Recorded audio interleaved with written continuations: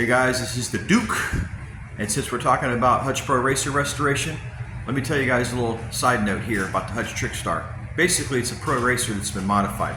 That's right guys, an 84 Trickstar is basically a modified 84 Pro Racer. Let me show you how it was done. Alright, so when Thruster or Speed Unlimited made these frames in 84, what they did was they took a standard Pro Racer, and there you go guys, same one we're building right now. They added the platform, which Woody Edson wanted to be inspired by Star Trek. Like I said in my Hutch Trickstar video, if you haven't seen it, go to Duke Mitchell BMX and you'll see a full breakdown on this bike. This was inspired by the Starship Enterprise. Those are the rear thrusters that move that baby through space. They also added a diagonal tube that intersects the down tube from the top tube to brace the front end to give it further reinforcement. Of course, these are Hutch pedal cages that were basically just cut and modified to make a cheap rear frame stander so that when Woody would plant his foot inside the loop tail, which naturally is conducive to frame standing, he had a little additional help there to grip his shoe. And of course the Bendix brake strap, which they put in at a diagonal angle so that arm can be positioned anywhere you want. Other than that guys, what you got here was basically a 1984 Hutch Pro Racer. Okay, so today we're going to prep this frame. We're going to remove the old decals because they're borderline salvageable, but after taking a closer look, especially in the sun, they're a distraction from the frame's beauty. So what we're going to do is run with these reproduction Hutch Trickstar decals that came from John DB.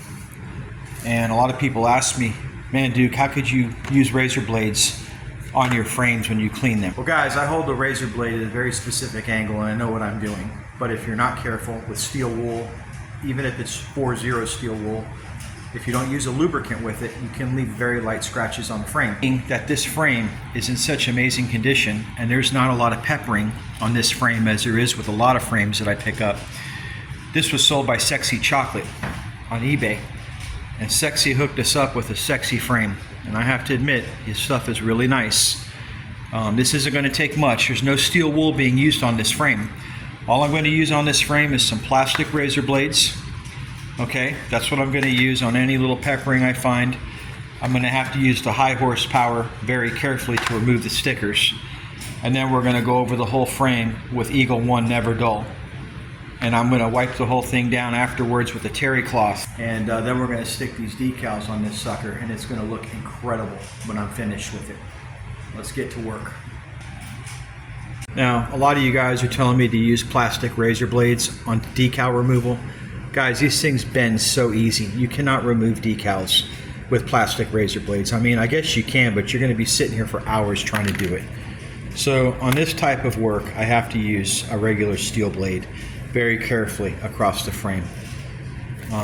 These are great for like little detail work where you want to remove a little peppering in some areas where you don't want to hit it with, you know, an abrasive.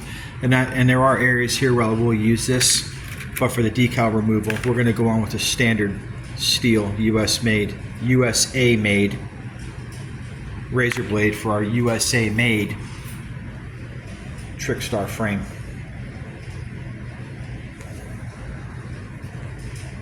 And this guy, guys, is how this is done. Very carefully.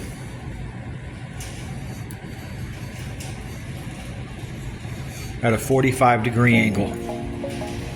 Now, everybody has different techniques. My powder coater, he does different things when he's removing his frames. He hits those suckers with a sandblaster, so I suppose that takes the decals off, but I think he scrapes them too. But this is how I do it, man. Just want to make little linguini stripes. See that? You don't want to take off too much at one time. About a 1/16 of an inch. Quality keeps you in business. Takes off the adhesive, takes off the foil. You don't really have to go back with much, but you will have to go back with some WD-40. I like the 4-0 steel wool because I use that with the WD-40 and it really takes all the adhesive, the glue, the stick, all that stuff is gone. But you have to hit it with isopropyl alcohol afterwards, 90% minimum, to get that frame completely free of any oils, because then you're going to destroy your decals when you go to set them on. They'll be ruined. So there's a lot of steps in this process, and if you don't know what you're doing, don't sit here with a $2,000 frame set and try to do it, because it's going to be a nightmare. Let's take a look at what this looks like when it's done. I'm gonna get to work. Tell you what, this is gonna come out nice. Look at that chrome underneath that decal. I haven't even touched it. Just scraped off the decal, and it is amazing. This is gonna be a beauty.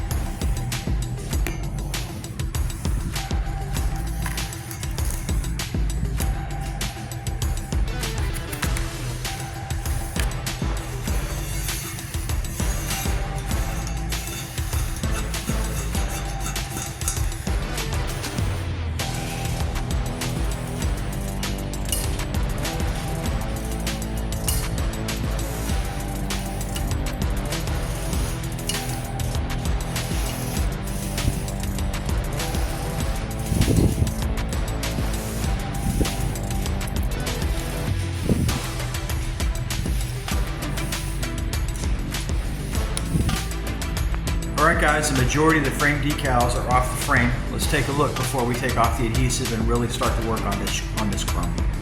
So this is what you're left with. Pretty much a bunch of tinsel.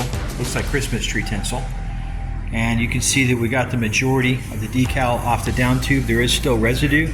That's nothing I can't take care of with a little bit of tin foil and WD-40. I will not be using 4-0 steel wool on this frame. It is far too nice, and I don't want to have to do all the finished prep work that I'm having to use on my Pro Racer. That chrome was in really rough shape, so that called for higher horsepower application, which is why I use 4-0 steel wool, but only with a lubricant, never dry.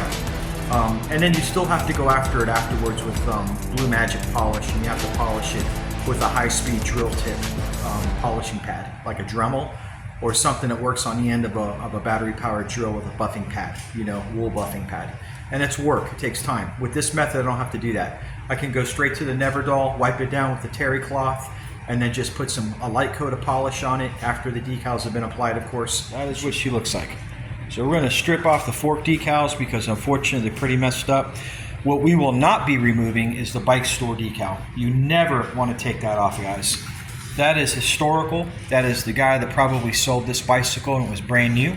We're also keeping the 4130 decal on the bottom as well because there's nothing wrong with that. There's no need to remove it. And I'm also keeping the Hutch coin roll decal on the top because this is probably original. And as I said, there's nothing wrong with this. Unfortunately, we're going to clean it up right now. It's looking terrific.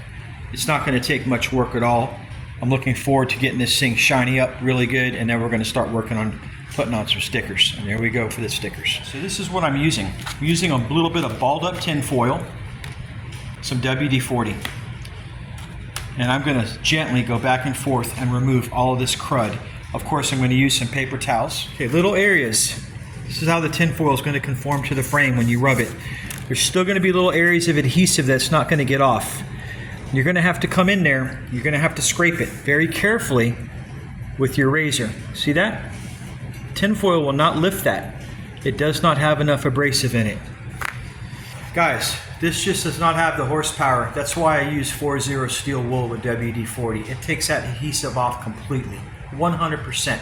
You do not want to leave any adhesive behind. I mean, your new decal's still going to go down, but you're going to end up with air bubbles and it's going to look like crap. When a sticker pack is $80, you don't want to have to go ahead and do this again.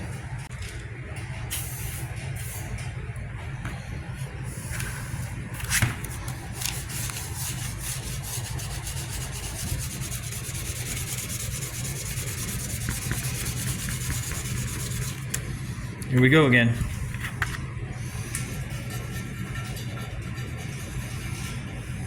Very carefully lift that adhesive out with the edge of your razor. Okay? The Duke knows what he's doing. Been doing it since 1989. I think I did my first decal pack, guys, on a 1979 Mongoose back in 1989. And ever since then, I've tried every different thing in the world that you guys can think of to do this. And I've tried many different experiments, and I've found that my method works best. These ingredients, this, and sometimes some 4-0 steel wool. We'll hit this with some polish when we're done. You can still see some adhesive residues left behind. I'm going to hit that with a cloth afterwards with some WD-40. Then I'm going to hit it with some 90% isopropyl alcohol, and I'm going to make sure this baby's ready.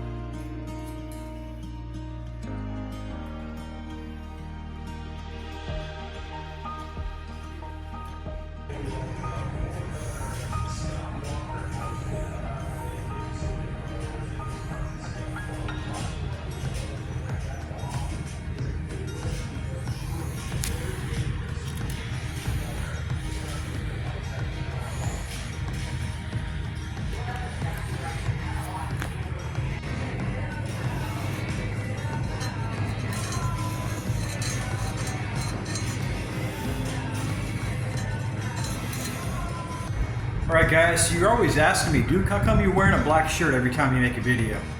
Well, guys, this is hard work, and I get dirty. And, yeah, I mean, cut your fingers. Look at this. If you're not careful with those razor blades, you cut your hands up, you know, your fingertips get split, you get crud under your nails. Man, anybody who works on bikes knows this isn't a sissy boy's game. This is something that requires some grit and some work. But anyways, after 4 hours, I got this frame ready for decals. I think it came out fantastic. I think that Sexy sold a beautiful frame to my friend to begin with, in amazing condition. I have never seen dropouts in this condition. Get where the lighting isn't coming in. Got some backlighting there, guys. I mean, no marks at all on the dropouts. These things are usually chewed to hell. Man, on the Pro Racer I'm building right now, I wish my dropouts looked half as good as this. I mean, it's almost as if nothing was ever mounted to these wheels. I mean, little bit of imperfections right there. Not much at all, man. Amazing condition. The frame cleaned up really well. The forks look incredible. I was able to put a lot of effort. This is a much tougher material to work with than steel wool. I don't like it. It's time consuming. I prefer 4.0 steel wool and WD-40, but being that this is my buddy's frame set, he's trusting me with it. He paid quite a bit of coin for this. And by the time he's done with this bike, he's gonna have at least $5,000 into it. He's got all Hutch parts going on this bike, and we're not pulling any punches. And I'm gonna do the best I can for him to build this bike after I sticker it up. And phase one, the hardest part, is done. That's it, guys. So let's put some decals on her. This was the hardest part of this entire process, is prepping that frame. Is stripping out those decals and just, here's with the natural lighting coming in from the window. Guys, she looks,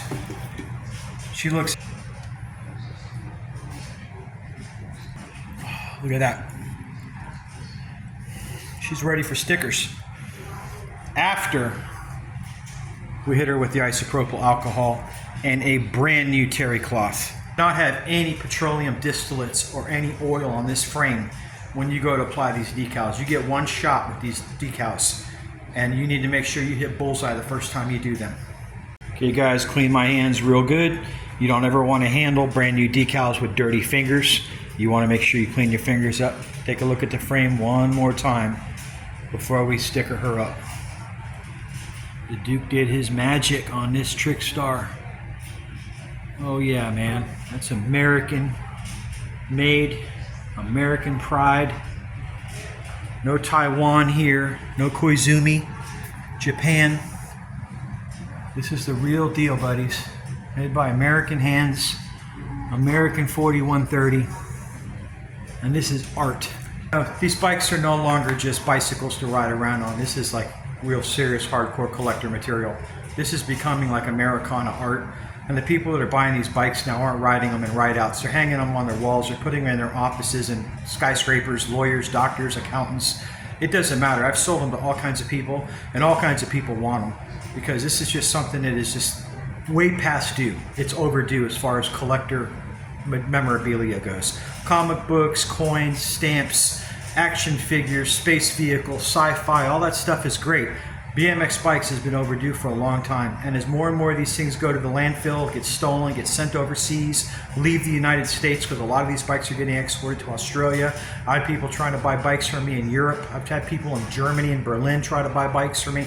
I will not ship outside the United States, guys, but a lot of people do, and these bikes are going all over the world, and as they do, they're going to become rarer and rarer in the United States to get a hold of. So let's take a look at her one more time. We got our John DB decal set right here. I don't know if this is the same quality as the stuff that was used back in the 80s. It's probably better. I think with technology, they probably improved the stickers as well. I'm excited to see how they lay down. Guys, if you're new to my channel, my name is The Duke, and I specialize in 70s and 80s old school BMX bikes. And currently, right now, I'm building a 1984 Hutch Pro Racer and a 1984 Hutch Trickstar, both American Hutch BMX bikes. Check my channel out. I've done several Trickstar videos in the past. I've done one on my Porsche White Trickstar. I've done one on my Woody It's Pink Trickstar. I got a breakdown on Koizumi BMX bikes that made Trickstar, as well as the American-made Trickstars that were made by Thruster or Speed Unlimited. And prior to that, a lot of people say that, you know, they were made actually by Profile as well. So I love this products. I love these bikes. I grew up riding them, and I'm seeing less and less of them. And this is a really, really nice frame set. I mean, look at the dropouts on the forks, guys. It's incredible. Everything on this bike. I've never had a Trickstar in this good a condition. And if my bud ever decides to sell this bike, it's going to the Duke. I'm not letting this bike leave his hands. Take a look at that. I got those thrusters cleaned out, man. They're ready for Warp Factor 4. Light speed. All right, let's put on some decals. Okay, so once you remove the cardboard Hutch decal top, you still have to use something to cut this bag open. Very carefully, use scissors or a razor blade. Guys, don't cut your decals.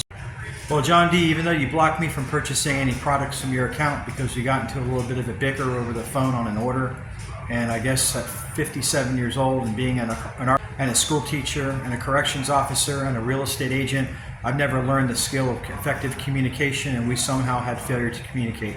But I'll give credit where credit is due. It does give you a lot of decals with his sticker pack. We're not even going to use all these. We have the fork decals, we have the down tube decal, we have the head badge decal, we have this coin decal that actually the World Championship decal is what went up here. I decided to remove it because it did have damage.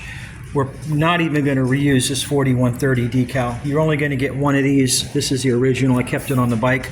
We're not going to be using her. I might take the freestyle decal if I feel like it.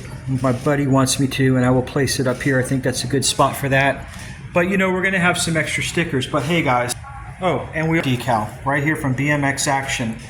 A lot of people like to stick these as well on the frame. I'm going to hold off on that. Champion decals because they gave you like 3 of them. I guess one of them is for the fork, but this is the original from factory. We're leaving that alone. Now guys, I need my full concentration for this. I don't have a cameraman. I'm not going to sit here with one hand and hold the phone while I put these decals on this bike. I've got one shot at this, and I've got to make sure this comes out right. Don't go anywhere. Okay guys, I just rubbed the down tube down with 70% isopropyl alcohol. I saturate a brand new terry cloth. I take my hand around the frame. I completely hold the frame in my hand. I actually lift up the entire frame, holding it with my other hand, and I make sure I go around the entire diameter or circumference, whatever you want to call it, of this down tube, and I make sure that there's no area that's left. And after that, make sure there's no debris left on here, because sometimes you're going to get a little bit of lint that's going to kick up from one of these. If you didn't change your lint filter in your dryer, you're going to have particulates in here. So you want to make sure. I like to take a California car duster, but they contain paraffin wax, so you got to be very careful. Anything where you can just lightly go over this with damp cloth usually does the job. That usually gets me to where I need to be. So we're going to let this sit for another 30 seconds to a minute, and then we're going to stick on this decal. In previous videos, you know how my technique is for decal application. I don't need to repeat it again. If you haven't seen my video, go back and watch my Haro Master and my Haro FST videos, and I'll show you how to install BMX bike decals like a pro. That's 60 bucks right there, guys. You don't want to screw that up. All right, guys, that was half the battle right there. Getting that decal centered on that frame is priority number one. It's going to be kind of hard to tell, but I got her pretty much dead center. Or as I like to say, good enough for government work. It's a lot straighter than the decal was that I took off this bike. I'm assuming at factory they probably knocked them out 20 per minute. So it's not like they were laser straight when they were brand new. Maybe the bike, I don't know, man. I've taken off a lot of original decals off BMX bikes that were put in all jacked up. They were not laser straight like I like to do them. Sometimes even I can't get them perfectly straight. But mine usually come out a heck of a lot better than the ones that were done back in the 80s. Sometimes the ones in the 80s were done amazingly straight. It's like they had a template or something to guide the decal. Let me stop talking. I got to put these things on. Right now I'm just burning some cortisol before I start to lay this thing down, because I'm jittery and I don't want to mess this up. I don't want a single air bubble on this. Okay, guys, I think I just about have this thing laid down beautifully. I wanted to show you guys a tip, though, a little hack. Sometimes your finger is just too dry to go ahead when you do your back and forth motion, and it can snag. So what I do is I find a dry part. Okay, remember that? That clean rag I told you about? I'm going to take a dry part of that.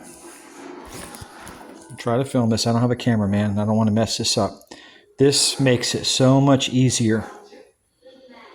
Oh, make sure you got to get it all. I got to get off the camera, guys. I need to focus on this. I just wanted you to see how the application of a simple cloth on the end of your finger makes this job much easier. I need to go back to what I'm doing. Okay, guys, a decal laid on beautifully. I mean, I don't think I've ever done a straighter one. And like I said, it's because of my friend that I'm building this bike for. I didn't want any inconsistencies. She lays down perfect. That on-center spacing is right on the money. The decal is on. That is the hardest one, guys, to do. That is 90% of the battle right there. The fork decals are a walk in the park. I could do those with my eyes closed. Head badge, coin decal, not a big deal. That is the one that I hit first because that's the most difficult decal, and she's on beautifully. And I'm glad. I really am. This is the one thing that gives me a little bit of anxiety when I do this entire process. Nothing else in building a BMX bike gets me concerned except this part right here. I'm glad it's done. Guys, we have not even hit this frame with the Neverdoll yet. I haven't even cracked this open. And look at this magnificence.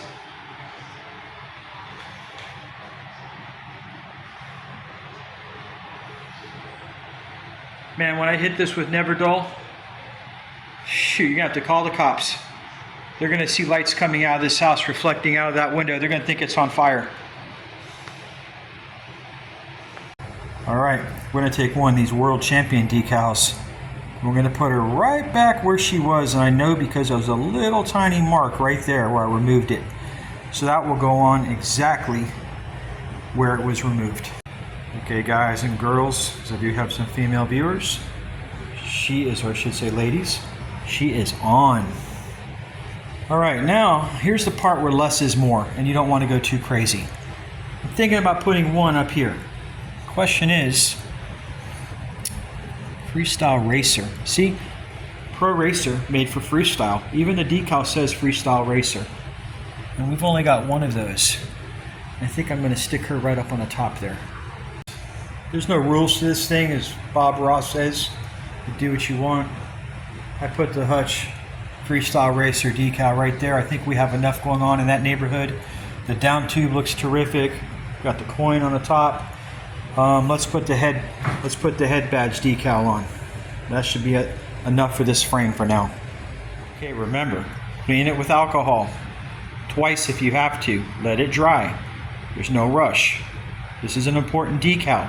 Do not want to mess this up. Guys, I know I'm not the best at this. A lot of you guys are a lot better at me than putting these decals on than I am. But I do take my time and give it my best effort, and when I use my readers, I have pretty good vision up close. Alright guys, she's pretty good. Got the head badge decal on as well. What do we have left? We have forks.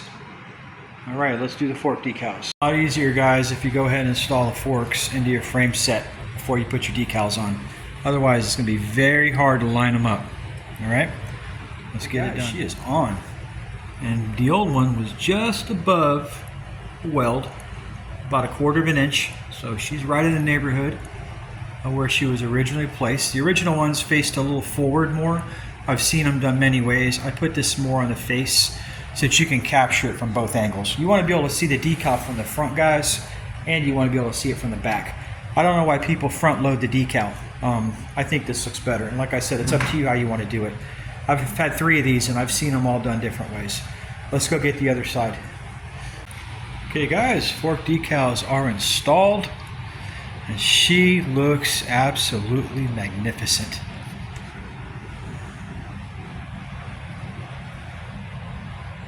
What an amazing piece of BMX history. It's a privilege for me to work on these bikes. It's not a privilege to drive a car, guys. It's not a privilege to attend a rock and roll concert. It's not a privilege to go to school. It is a privilege to get to restore a 1984 Hutch Trickstar. Look at that. Amazing. Okay guys, that's going to be it for today. I'm going to hit it with the Never Dull, but you're not going to notice any difference on camera because the thing can't shine any more than it already is. I mean, it's incredible how this thing cleaned up. And I want you to stay tuned to my channel. Continue to watch the videos that I post in the future because you're going to see step 1 through 4 of building this bike back to its former glory. And I'm going to put some really good parts on this bike, and I guarantee you guys are going to like it. This will be probably one of the best Trickstar videos that I've used because this one's going to have everything. Stem, cranks, pedals, seat post, all Hutch. Thanks for watching. Keep an eye out for the next video, and don't forget to stay rad.